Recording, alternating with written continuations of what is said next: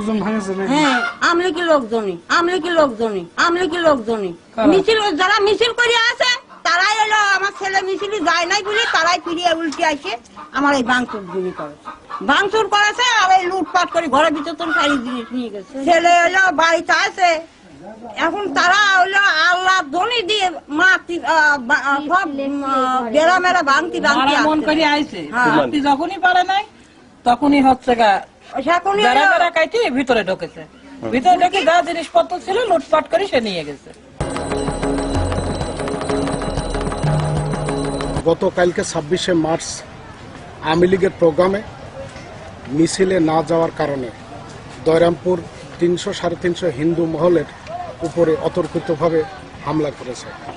আমি সকালে লোক মারফতে জানতে পারলাম ঈসা কালামের নির্দেশেই এই ঘটনাটা ঘটেছে।